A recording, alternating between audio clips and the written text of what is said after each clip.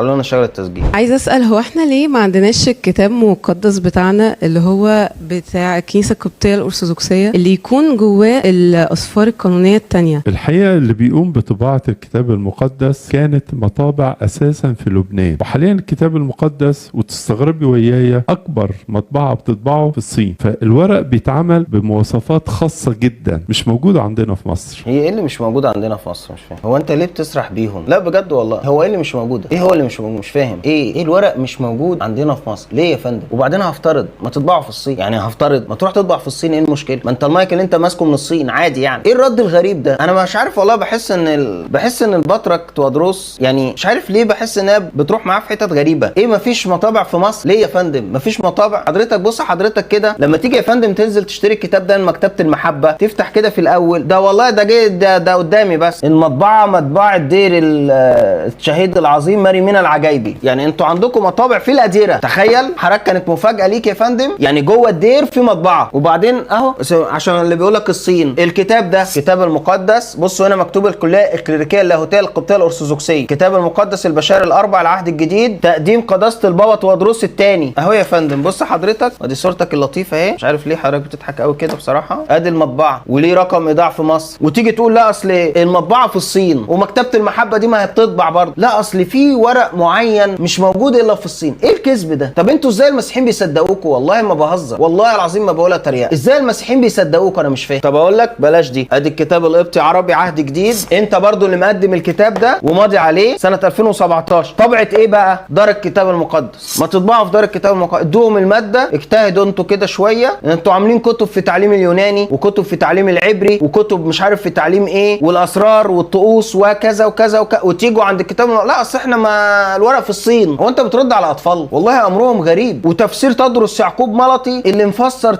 يعني مفسر كل الكتاب المقدس حتى بالاسفار القانونيه الثانيه مفسرينها. الكتاب ده الترجمه السبعينيه، عندي منه 1 2 3 4 5 6 اجزاء. ده ارثوذكسي 6 اجزاء بس من الكتاب ده. الكتاب ده بتاع سفر اشعياء الترجمه السبعينيه بتاعت دير القديس انبا مقار. ادي نسخه وادي الثانيه وادي الثالثه وادي الرابعه وادي الخامسه والسادسه والسابعه، 7 اجزاء. مطبعه دير القديس انبا مقار اهو. ادي الكتاب اهو، ده اللي خلصوا عليه في الدير، اللي الراهب اشعياء المقاري اللي ضربه وراح مموت. عندكم مطابع اهو يا فندم، مطبعه دير القديس انبا مقار. شو انا جبت كام مطبعه لحد دلوقتي؟ في ايه؟ انتوا بتسرحوا ليه بالمسيحيين؟ ليه بتسرحوا بالمسيحيين؟ ما ترد بدل ما انت حاطط ايدك في عينك كده. والله العظيم حاجه غريبه، بتطبعوا كل حاجه، تيجوا عند الكتاب لا اصل الورق في الصين. صين ايه؟